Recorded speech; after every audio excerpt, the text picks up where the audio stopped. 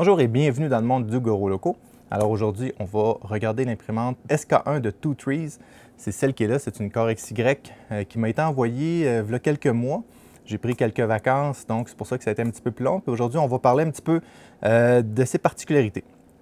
Peut-être que vous l'avez vu, mais elle est supposée d'aller à 700 mm par seconde. On va regarder ce qu'il y en est, on va regarder les pour et les contre et pour quel genre de personne cette imprimante-là est. Donc, on regarde au niveau de ses, on va dire ses qualificatifs. Alors, c'est une Core XY, c'est une vraie Core XY, c'est-à-dire qu'il y a deux moteurs qui font déplacer deux courroies, puis dépendamment comment les courroies se déplacent, alors ça fait déplacer en X et en Y. Contrairement, par exemple, au Ender 5, que c'est un moteur qui fait déplacer en Y, puis un autre moteur qui fait déplacer en X. Donc là, c'est vraiment la combinaison des deux moteurs. Donc c'est une vraie Core XY. Elle a un volume d'impression de 256 par 256 par 256. C'est un format qui est assez standard. On les retrouve par exemple aussi chez les Bamboo Lab. Donc je peux facilement, par exemple, prendre une surface magnétique d'un Wham Bam puis le mettre là-dessus. Donc ça ferait aussi facilement. Donc, c'est une grandeur standard.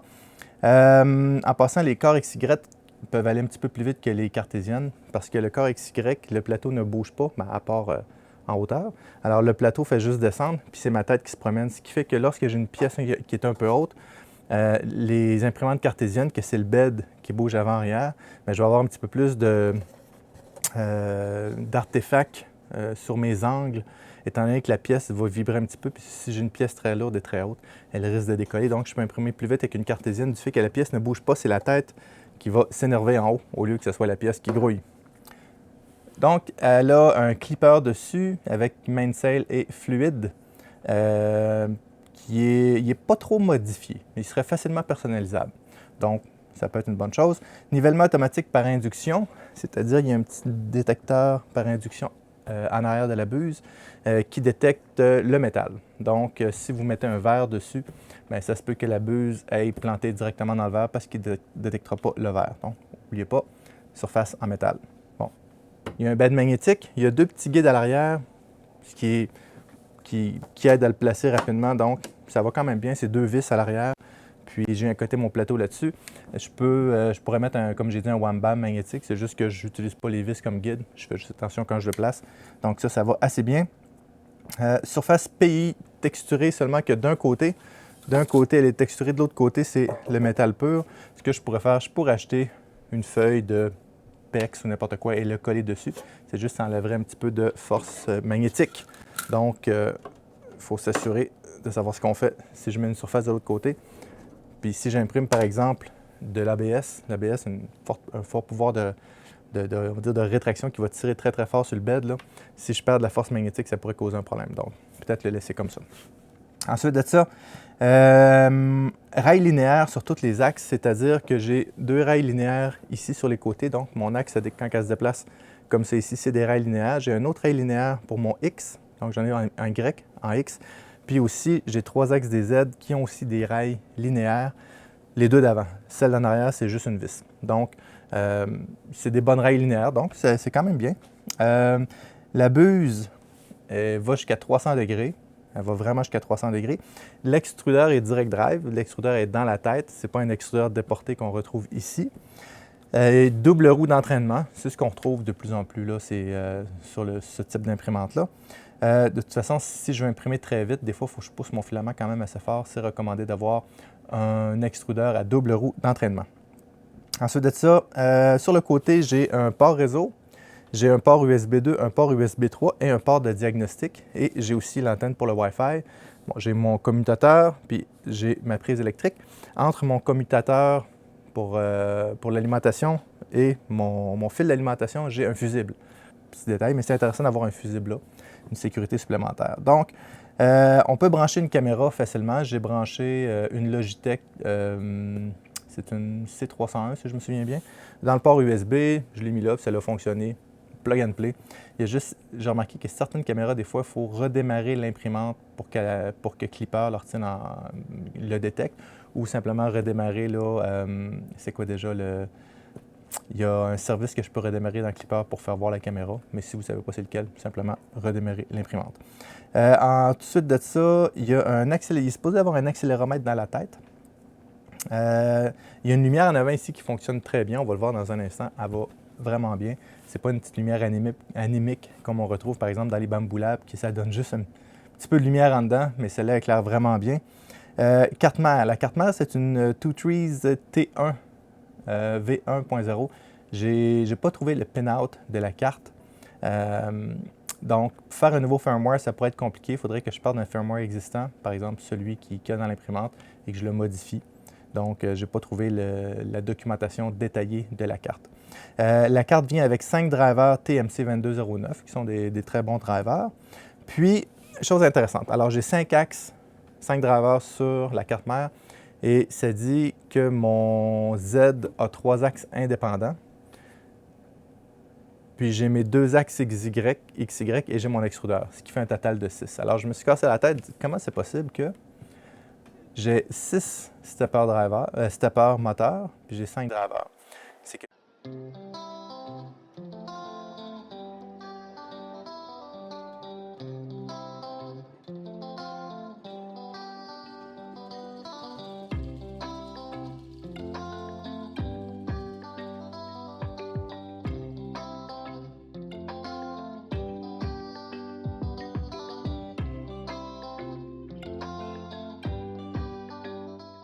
Il reste encore de la place sur la carte mère pour brancher différentes options. On voit qu'il y a des prises pour des ventilateurs supplémentaires. D'ailleurs, je peux acheter des panneaux pour la fermer avec un ventilateur auxiliaire, un ventilateur de caisson et différents trucs. Toute la place est sur la carte mère où je pourrais aussi le modifier tout simplement et le faire moi-même. Ensuite de ça, il y a une bonne gestion des fils en dessous, puis aussi en haut ici. Alors, c'est juste un fil qui passe avec le PTFE. Le câble, la gestion de câble est vraiment, vraiment bien. Parlant du PTFE, je trouve qu'il est un petit peu serré ici. L'angle est un peu serré, mais c'est correct, je n'ai pas eu de problème. C'est juste quand je pousse mon filament, des fois, c'est un petit peu plus serré. Au niveau de la construction, elle est extrêmement robuste, elle est toute en métal. Tout est vissé. Donc, je la compare un petit peu avec la Bamboo Lab parce que c'est à peu près le même genre d'imprimante. La Bamboo Lab, le frame est soudé. Bon, l'avantage d'être soudé, c'est qu'avec la vibration, ça ne peut pas se desserrer. Celle-ci ici, j'imprime en masse, elle n'est pas desserrée, mais celle-là, elle serait plus facilement modifiable un peu. Donc, c'est ça. J'aime peut-être mieux visser que souder. Ça permet, par exemple, d'enlever une vis et de mettre une option à cet endroit-là. Donc, mais ça, c'est une préférence personnelle. Alimentation, elle a une alimentation 24 volts de 350 watts, ce qui est assez standard. Donc, je parlais tantôt, le kit pour le fermer, présentement, il est à 159 $ américains. Ça vient avec des panneaux en verre trempé, avec un ventilateur auxiliaire, un ventilateur de chambre et une caméra, si j'ai bien vu. La vitesse, elle est supposée d'aller à 700 mm par seconde. Je ne sais pas si vous le savez, mais c'est extrêmement vite. En une seconde, elle parcourt 70 cm. 70 cm, c'est ça. Ensuite de ça, au niveau de la buse, un est assez dur à accéder. Il faut que je démontre pas mal de trucs. Mais la buse ressemble pas mal à celui de la Bamboo Lab. Vraiment beaucoup. Donc, c'est ça. Un bon côté, c'est que je peux changer juste le bout. Donc, je peux juste dévisser le bout. Il y a des buses... ici, il donne des buses supplémentaires. Là, donc, si je peux juste changer cette partie-là, ce qui est quand même bien. Donc, si je veux mettre une 0.6 ou une 0.4, je ne suis pas obligé de tout démonter. J'ai rien qu'à dévisser le bout. Je n'ai pas vu, par exemple, s'il y avait des 0.6 ou des 0.8 là-dessus. J'ai juste vu des 0.4, mais ça vient avec une 0.4 sur l'imprimante puis une 0.4 en extra. On peut faire un bout avec ça. Puis, je ne veux pas m'avancer, mais ça semble être du métal durci. Alors, c'est pas en laiton, elle est noire, mais je ne veux pas m'avancer dessus parce que je n'ai pas vu de spécification, mais mon expérience me dit que ce serait du métal durci, donc, ou pas, mais bon. Avec ça, je peux imprimer du PLA, du PETG, du TPU sans aucun problème, ouvert comme ça. Si je veux imprimer de l'ASA, de l'ABS, du HIPS, du nylon, elle pourrait imprimer du nylon. Alors, je recommande très fortement de fermer le caisson ou d'acheter un enclos pour mettre autour ou de le mettre dans un endroit fermé où l'environnement va être un petit peu plus chaud, par exemple, pour imprimer le nylon. Je ne recommande pas d'imprimer du nylon dans un environnement en bas de 35-40 degrés Celsius Donc, il faudrait qu'idéalement... Ah, puis le bed va jusqu'à 110, si je me souviens bien, 100 ou 110. Laissez-moi vérifier. Je ne trouve pas l'info sur le site web. Je ne l'ai pas validé, mais je sais qu'il monte jusqu'à 100, 100 ou 110. De toute façon, je peux imprimer de l'ABS à 100 si mon environnement est bien fermé. Donc, ça va faire le travail même pour du nylon. De toute façon, le nylon, on ne le met pas trop chaud. Puis on met de la colle dessus. Donc, le bed, même s'il va juste seulement qu'à 100, c'est quand même très chaud, là, il va être bon pour imprimer de l'ABS, de l'ABS, de l'ASA, du nylon et du EPS sans aucun problème.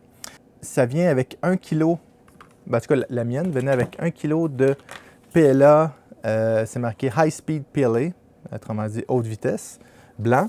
Puis ça vient aussi avec un 200 grammes ou 250 grammes de filament qui semble tout à fait normal.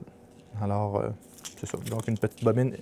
Je ne sais pas si la vôtre va venir avec une grosse bobine aussi, une bobine d'1 kg, mais la mienne venait avec ça. Donc, ce qui est quand même bien. Puis le filament va très, très bien en passant. Ensuite de ça, ça vient avec toutes sortes d'outils. Ça vient avec une brosse en acier. Si vous vous demandez c'est pourquoi, c'est pour nettoyer la buse, en général, qu'on s'en sert. Donc, à moins qu'il y ait d'autres choses à nettoyer avec ça, ou les roues de l'extrudeur, mais c'est assez rare. Ensuite de ça, ça vient avec un petit tournevis étoile. Ça semble être un tournevis parce que ça ne fait pas pour les côtés, il est trop petit. Ça semble être un tournevis pour les drivers, pour ajuster le voltage des drivers, ce qui me surprend un peu. Normalement, ça serait un tournevis en céramique, mais sinon, je ne sais pas à quoi il sert exactement. Ensuite de ça, ça vient avec des petites pinces pointues qui est super pratique pour aller chercher les petits filaments qui dépassent de la buse. Ça vient avec 4 aiguilles pour déboucher la buse. Ensuite de ça, ça je vais en parler tantôt, ça vient avec quelques vis extra, ça vient avec des pinces coupantes, avec clés hexagonales, clés pour dévisser la buse, tout ça, assez standard. Ça vient avec une carte micro SD. C'est la carte qui doit être utilisée seulement que pour updater les firmware. J'en parle dans un instant. Ça vient avec une buse à extra. Ça vient aussi avec ce petit truc.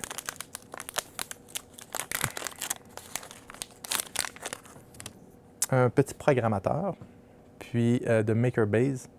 C'est pour programmer du eMMC, j'en parle dans un instant. Quand on fait l'update du firmware, on a besoin de ça. Donc, perdez-le pas, vous allez en avoir besoin probablement. Donc, ça vient avec les manuels qui sont corrects.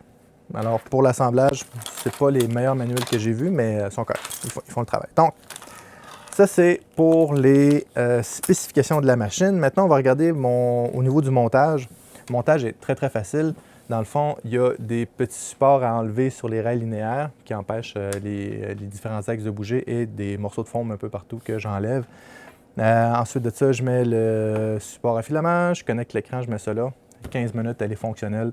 Ça va assez bien. Ensuite de ça, on la met à l'arrière ou sur le côté. Sur ce côté-ci peut-être. Je crois que c'est ici. Alors, vous devez la mettre sur 115 volts ou 230 volts. Ne vous trompez pas. Si vous êtes au Québec et elle est sur 230 volts, c'est pas si grave que ça, mais si vous êtes en Europe et elle est sur 115 volts, ça se peut que l'alimentation et la carte mère n'aiment pas ça du tout. Donc, assurez-vous de mettre le bon voltage. Ensuite de ça, la calibration, bon, quand je l'allume, à part son petit design à l'écran qu'on va voir dans un instant, puis je m'en vais dans l'option calibration, puis c'est 4 étapes, puis c'est 4 boutons. Donc, il fait son niveau, il fait son bed, j'ajuste mon Z-offset, puis ensuite de ça, il va faire son test de résonance. Avec Clipper, c'est quoi la résonance? C'est que vous savez, quand ma tête vire un 90 degrés, bien, si, mettons, je le fais agrandi, là, la tête va faire ça comme ça, puis il va avoir un genre de mouvement de S comme ça, puis ça va créer des artefacts, ou ça va créer, on appelle ça du ringing en anglais. Alors, cette fonction-là de calibration va permettre de faire une ligne droite, de compenser pour ces déformations-là. Donc, ça le fait sur le X et sur l'Y. Une fois que c'est fait, moi, ça s'appelle le Input Shaper en passant. Une fois que c'est fait, bon, je peux prendre sur ça vient avec une clé USB que je n'ai pas avec moi présentement. Mais sur la clé USB, il y a Cura et il y a Prusa Slicer avec les configurations pour ces deux slicers-là. Donc, je peux utiliser Cura ou Prusa Slicer. Les deux vont bien. J'ai une préférence pour Prusa Slicer, mais il est peut-être un petit peu plus complexe au début à utiliser que Cura. Ça, c'est une préférence personnelle, mais une opinion personnelle, on va dire. Mais Cura ou Prusa Slicer va faire le travail. Puis, si vous voulez le plugin MKS Wi-Fi, autrement dit pour connecter Cura directement à l'imprimante, vous pouvez le faire. Si vous utilisez Prusa Slicer, vous rentrez l'adresse IP de l'imprimante et voilà. En passant, il faut configurer le Wi-Fi, qui est quand même assez simple. Vous allez dans Network, choisissez votre Wi-Fi. Il y a certains firmware qui ont de la misère avec les espaces dans les noms de Wi-Fi. De toute façon, je ne vous recommande pas de mettre un espace dans un nom de Wi-Fi. Donc, c'est ça. Donc, ça, c'est pour le montage. Ça va quand même assez bien. On rentre le filament, on part ça. Puis, au niveau de mon expérience que j'ai eue avec, elle va bien. Elle est facile à opérer. C'est une imprimante qui est quand même assez facile. J'ai pas dû me battre avec pendant 3 heures pour faire un beau print. Donc, d'emblée, elle va bien. Elle est vraiment très rapide. Je vais la partir dans quelques instants. La table a le goût de s'envoler. À haute vitesse, elle est très, très, très bruyante. C'est normal. Bamboo Lab, c'est la même chose. Les Delta, un petit peu, moins sont bruyantes un petit peu, mais plus une imprimante va être rapide, plus elle va être bruyante. Mais celle-ci n'en fait pas exception.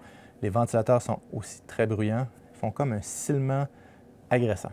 Mais elle est très bruyante. Les ventilateurs de l'alimentation, les ventilateurs de refroidissement, tout est un petit peu bruyant, puis les déplacements sont très bruyants aussi. Donc, à basse vitesse, c'est acceptable. On baisse un peu les ventilateurs à 60 %. On baisse la vitesse en bas de 100 mm par seconde, puis elle n'est pas bruyante. Mais c'est ça. Ensuite de ça, le refroidissement, il est correct, mais lorsque j'imprime à très haute vitesse, j'ai besoin d'un ventilateur auxiliaire. Donc, si vous voulez imprimer à 700 mm par seconde, par exemple, une petite pièce comme un Benchy, je vous recommande fortement d'avoir un ventilateur auxiliaire.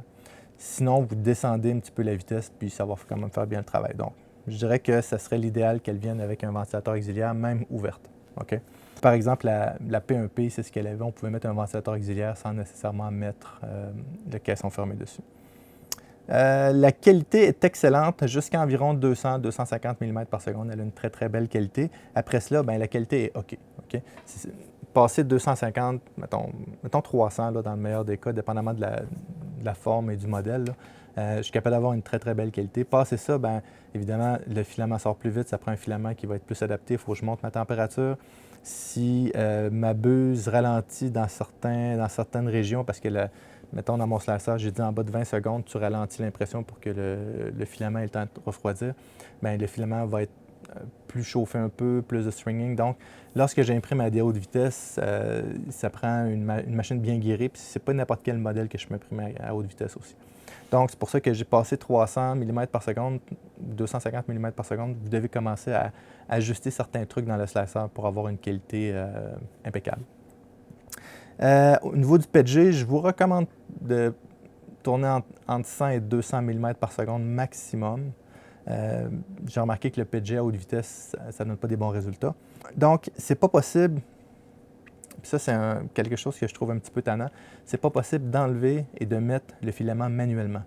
Alors, je suis obligé de tout le temps passer par le menu, de faire chauffer la buse, faire unload, load, unload. Autrement dit, comme là, le filament est dedans, là, j'ai aucun moyen d'enlever le filament manuellement. Donc, c'est un petit peu tannant. Il n'y a pas de coupe-filament dedans, il n'y a pas de roulette manuelle où je peux sortir le filament. Fait que ça, c'est un petit peu un irritant. Ça m'empêcherait-tu de l'acheter? Probablement pas, mais c'est important de le savoir. Au niveau de l'écran est très de base. Je ne vois pas le pourcentage d'avancement de l'impression, tout ça. En passant, il y a un nouveau firmware qui est sorti dessus, le 2.0. Moi, j'ai la version 1.11.09, je crois. Puis, de ce que j'ai vu, il ne semble pas non plus avoir plus d'options sur l'écran. Donc, je vous recommande de peut-être prendre votre téléphone ou aller via le client web sur votre ordinateur pour gérer l'imprimante. Il y a beaucoup plus d'options, c'est beaucoup plus agréable aussi. L'écran est OK. Est OK pour faire est super bien pour faire la calibration, pour partir un print. Mais une fois que le print est parti, pour faire les micro-ajustements ou pour regarder l'état, l'avancement, ce genre de trucs-là, l'écran est moyenne. Donc, mais le web fait très, très bien le travail. La documentation est un petit peu manquante à gauche et à droite. Le processus de mise à jour de firmware est assez désagréable. Pour le passer à la version 2.0, bon, premièrement, il faut que j'ouvre l'imprimante physiquement. Ensuite de ça, il faut que je prenne la carte SD, je la mette dans la carte mère, que je démarre la carte mère avec la carte SD, puis là, ça va mettre le firmware de la carte mère à jour. Ensuite de ça, je dois prendre certains paramètres du fichier printer.cfg que je dois sauvegarder. Ensuite, il faut que je retire le chip eMMC dedans. Alors, il faut que je dévisse 2 vis d'après la carte mère, que je l'enlève, que je le connecte après ça, que je connecte ça dans mon ordinateur, le petit adapteur, là. Ensuite de ça, que je mette la carte SD dedans ou que non, je le grave avec Balena Etcher. Donc, avec Balena Etcher, qui permet, mettons, de prendre un ISO pour faire quelque chose de bootable avec, là, il faut on peut dire formater, là, il faut que je grave mon firmware dans le eMMC. Ensuite, il faut que je le remette dedans. Une fois que ça, c'est fait, je dois enlever mon écran, je dois le déconnecter, je dois enlever les 4 vis, l'ouvrir, mettre ma carte SD dedans, le brancher, démarrer, m'assurer que tout est correct, débrancher, enlever ma carte SD, refermer le couvert, rebrancher ça, mettre ça là. J'ai 3 composantes à mettre à jour. La carte mère, le eMMC et l'écran. Fait que c'est un processus assez long. Évidemment, on ne fait pas ça à tous les jours. C'est un processus qui va prendre peut-être 1 heure. Puis du fait qu'il faut l'ouvrir, il comporte des risques. Je peux crocher une pin lorsque je branche le eMMC ou différents trucs de même. Donc, ça comporte des risques. C'est pas l'idéal, mais c'est comme ça. Fait que ça, c'est ça. Bon, il y a des bons guides au moins là-dessus. Je vais mettre les guides dans les liens de la vidéo, donc au niveau du nouveau firmware et des guides comment faire. Ensuite de ça, on va regarder quelques prints. Puis ensuite, on va la faire imprimer. Donc, bon, évidemment, j'ai imprimé un Benchy. Ce Benchy-là, il est correct. Je l'ai imprimé quand même assez rapidement. Je vais le repartir tantôt. On voit qu'il y a quelques petites déformations sur le bord des œillets en haut. Mais il faudrait que je l'imprimais vraiment vite aussi. Ensuite, l'overhang est quand même bien. Le refroidissement de l'air bien. Ça dépend toujours dans la position. En passant, là, le ventilateur souffle principalement sur les côtés.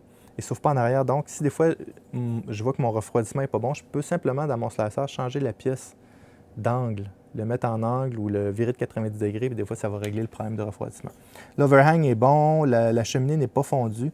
Le refroidissement est OK, mais si j'imprime plus vite que ça, je vais avoir des problèmes de déformation. Un petit peu à l'avant ici, là, on ne le voit pas beaucoup. Moi, je le vois parce que c'est bien éclairé ici, là, mais il manque un petit peu de refroidissement, pas beaucoup. OK? J'ai imprimé aussi une petite vis comme ça. C'est une vis pour un dessous dévié que j'ai eu besoin de faire. Les parois sont belles. Le dessus, j'ai remarqué que c'est probablement une configuration du slicer, mais il y a un petit peu de manque. Mais je crois vraiment que c'est une question de slicer parce que j'ai imprimé ce clip-là, que j'ai eu de la misère, il est en PETG. J'ai eu de la misère à l'imprimer parce qu'au début, mon imprimante était trop chaude. Donc, les premières couches en bas ne sont pas belles à cause de ça, mais on va suivre les couches en haut. Puis les couches en haut sont quand même très, très bien réussies pour du PETG, puis il est quand même solide, là. Donc, c'est ça. Fait que si vous voyez que les premières couches en bas ne sont pas belles, c'est de ma faute. Puis j'ai fait j'ai imprimé un vase. C'est un filament bleu avec des petites particules dedans, particules brillantes. Il est super bien sorti. Je l'ai arrêté parce que c'était quand même assez long, puis c'est un vase, là. Je veux dire, il n'y a rien de fabuleux avec ça, mais on voit l'impression est constante, est belle, il n'y a pas de manque. Il y a déjà des imprimantes qui n'étaient pas capables d'imprimer en mode vase. Je ne sais pas si vous vous souvenez, je crois que c'était la Ender7 qui avait un problème avec ça. Mais celle-ci, elle a un très, très bon, très, très belle qualité au niveau du mode vase. Donc, si vous voulez imprimer en mode vase, il n'y a pas de trouble. Puis, j'ai fait un test. J'ai imprimé ce dragon-là en haute vitesse avec leur filament. Puis, je dois dire que la qualité est impressionnante. Elle est super belle. L'impression est super belle. J'ai pas de défaut dessus. Puis, pour ceux qui ont déjà imprimé ce genre de truc-là, puis ça, c'est le modèle long, là, c'est dur à imprimer, c'est dur sur l'imprimante. Dans le sens que, j'ai pas beaucoup de surface d'adhésion sur le bed. Puis, c'est plein de rétraction. J'avais pas de stringing, rien. Donc, le filament est très bon. Puis, l'imprimante est très bonne. Il faut que des fois, j'adapte un peu mon slicer. Comme par exemple, celui-là ici, je l'ai utilisé avec la nouvelle version de Simplify 3D, mais il faut juste que je mette mes... probablement que je peux définir c'est combien le pourcentage d'overlap ou de la jonction entre mes lignes et mes contours. Il doit être à 15 %, il faut que je le monte à 25 % tout simplement. C'est probablement ça mon petit défaut sur le dessus. Celui-là ici, je n'ai pas ce problème-là. Celui-ci, j'ai utilisé Prusa Slicer. Celui-là, j'ai utilisé Simplify 3D. Celui-là, je crois que j'ai utilisé Cura. Donc, je les ai essayés. Donc, maintenant, cette imprimante-là est capable de bien imprimer. Donc, ça ne m'inquiétait pas trop. C'est rare maintenant les imprimantes qui n'impriment pas bien. On va regarder au niveau de probablement son bruit.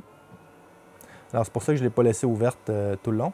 Puis, on va la laisser démarrer, puis je vais la gérer à partir de mon téléphone. Alors, elle démarre. On voit les petits éclairs au début lors du démarrage. Petit commentaire en chinois. Et voilà, mon interface. J'ai remarqué que cette version de firmware-là, des fois, gèle. Alors, on va essayer. Des fois, je mets la température, puis ensuite, elle gèle. Alors, je vais mettre à 210.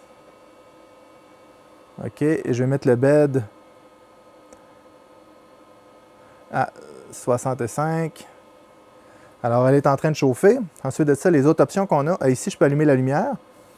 Alors, on va voir tantôt comment la lumière éclaire bien. Puis ici, je peux ajuster mes ventilateurs. Alors, fan auxiliaire, case fan. Alors ici, je n'ai pas de fan auxiliaire ni de fan pour le boîtier. Alors, vous voyez que c'est quand même bruyant, là. Ensuite de ça, qu'est-ce que je peux ajouter? Ça, c'est mes ventilateurs ici. Ah, en passant, c'est bizarre parce que la température actuelle, c'est la température qui est sur le bord ici. Alors, je vais prendre de quoi pour vous pointer, là.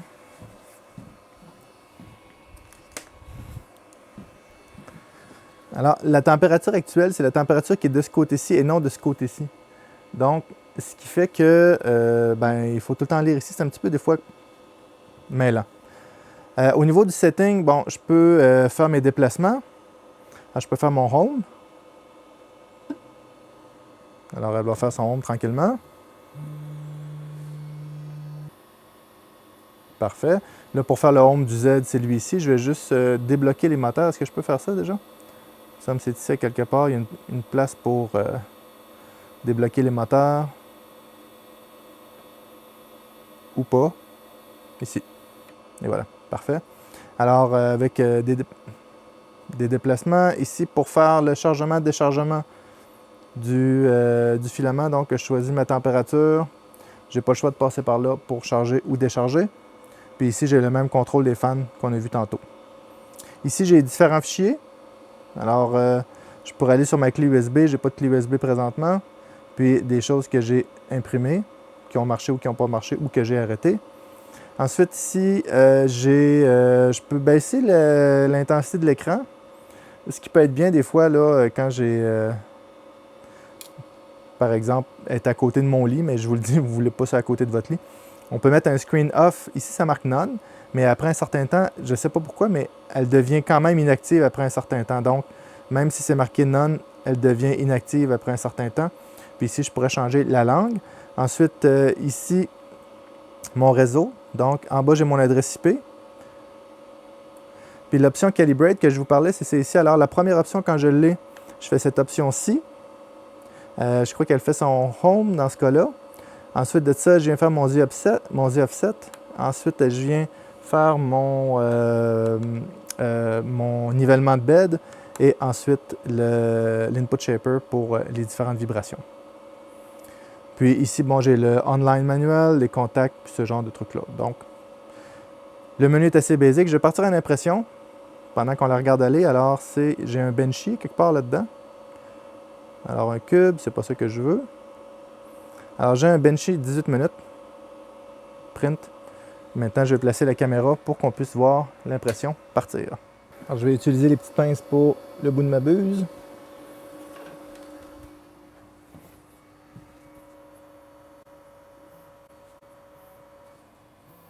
Quand je vous disais que la lumière éclairait bien, regardez avec ou sans lumière.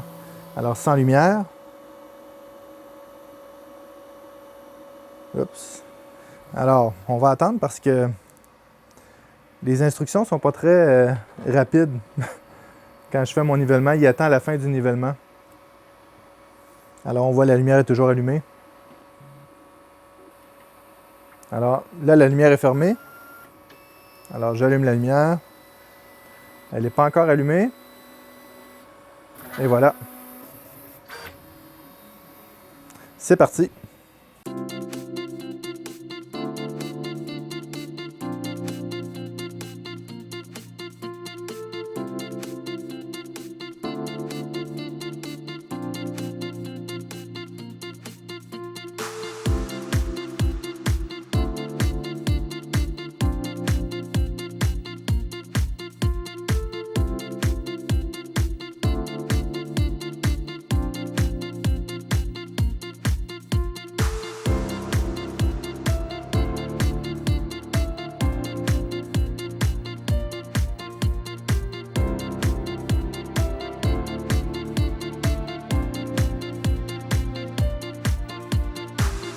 Alors en passant, l'impression est en temps réel.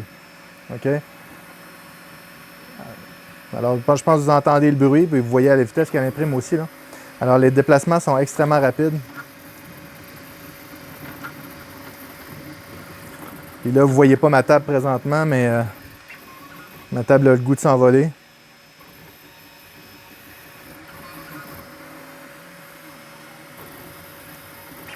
Alors le filament que j'utilise ici, c'est pas un filament qui est fait pour imprimer vite, c'est un filament qui est standard. En plus, il y a des petites particules dedans. Mais le résultat, je sais qu'il va être quand même beau parce que j'ai déjà fait le test. Alors on va la regarder imprimer un petit peu.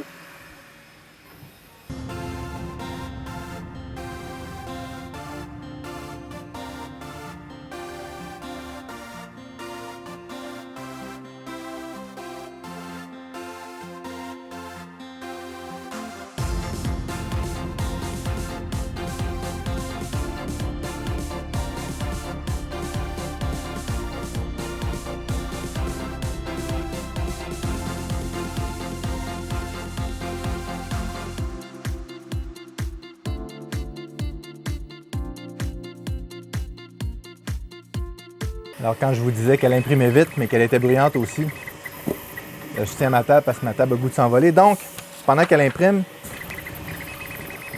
au niveau de la conclusion de cette imprimante-là, c'est une belle imprimante robuste et vraiment rapide. Je peux augmenter la vitesse. On va la pousser un petit peu.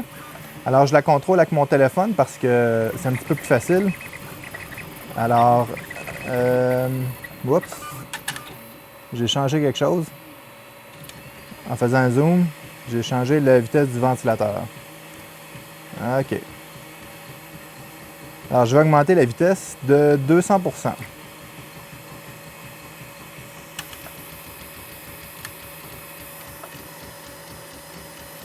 Elle va 2 fois plus vite. Alors, on va voir comment elle tient la route.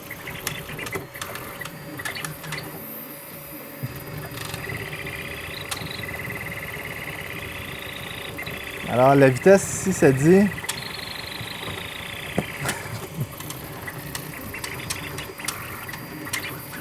Alors, ce qu'on entend, c'est l'extrudeur qui n'aime pas ça. Je pense que j'ai changé mon Pressure Advance. Ah, c'est ça.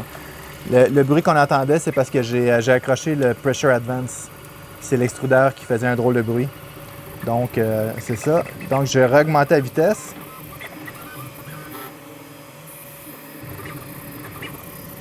Là, je crois qu'à cause que j'ai joué avec le Pressure Advance, j'ai... Ah non, elle continue. Ça dit la vitesse ici?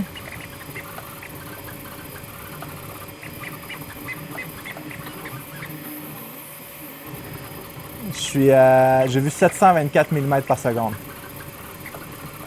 Là, évidemment, je vais avoir une ligne manquée à cause que j'ai accroché le bouton Pressure Advance. Mais elle tient la route. Les stoppers ne sont même pas chauds. En passant, les stoppers sont très volumineux dessus. Donc, c'est une belle imprimante, bien robuste. Elle est vraiment robuste.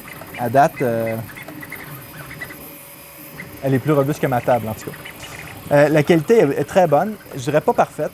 Même à basse vitesse, cette impression-ci est très, très belle. Là, mais, par exemple, le Benchy est correct, mais plus j'imprime vite, évidemment, moins j'ai de qualité. Elle est très bruyante, hein? C'est très dérangeant comme bruit. Elle est relativement facile à opérer, donc je pense que je vais l'arrêter pour la fin de la vidéo. Qu'est-ce que vous en pensez? Alors là, je suis à quelle vitesse? 600 mm par seconde, 540. Lors d'un déplacement, je viens de voir 1400 mm par seconde.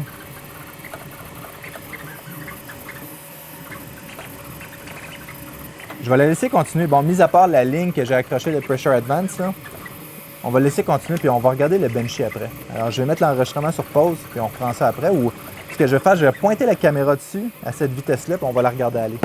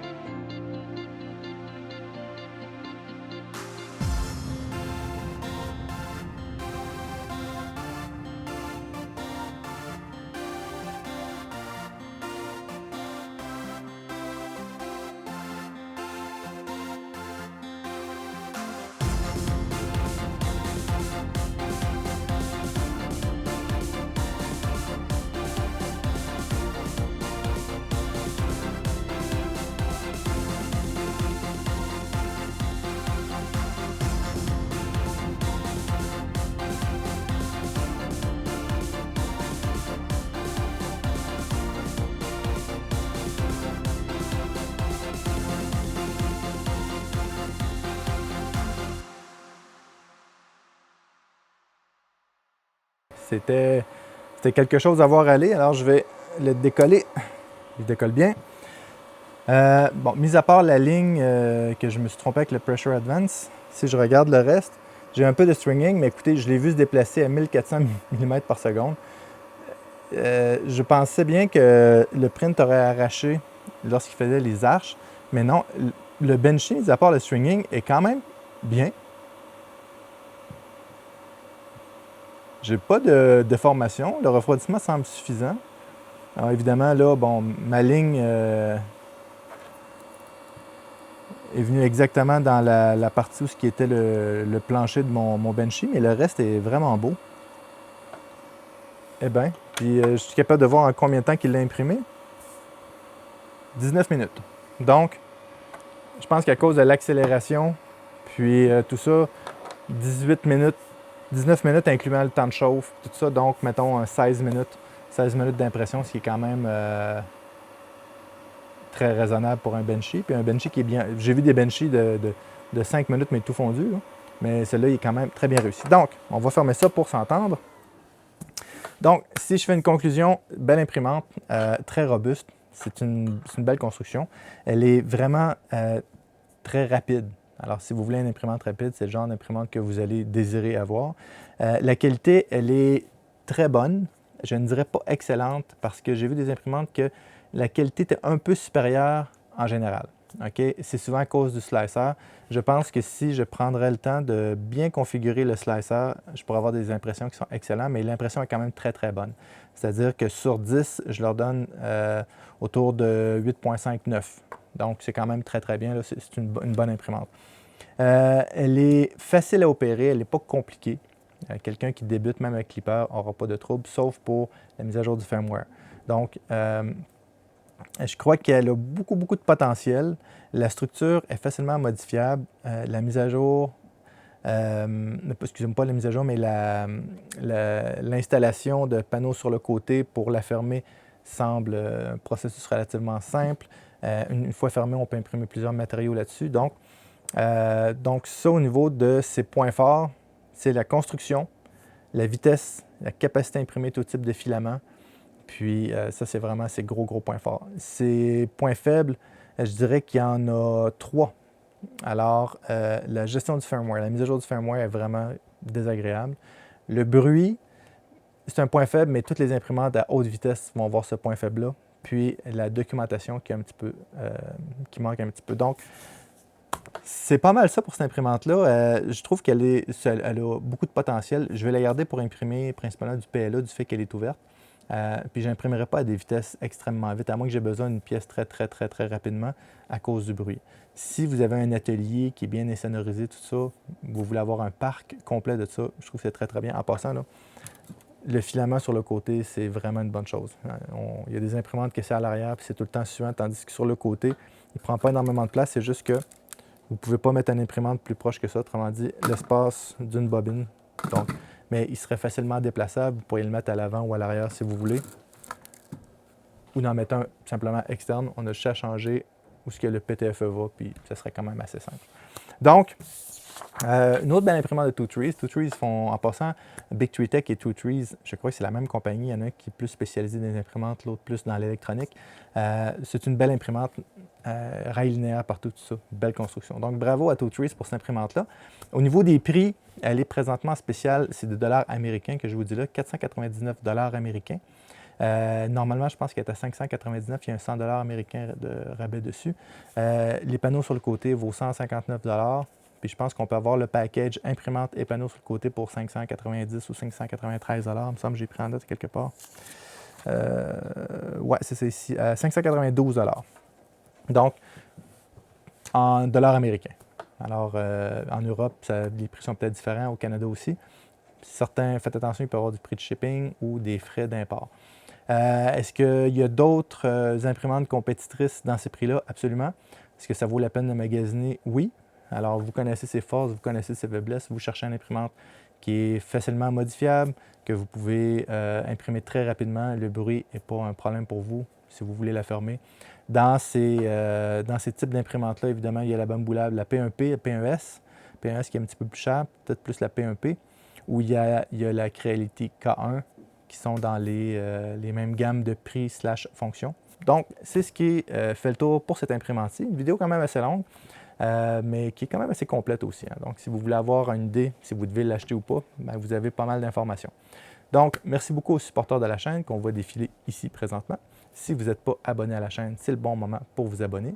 Si vous avez aimé la vidéo, n'oubliez pas de mettre un like. Merci beaucoup et à bientôt.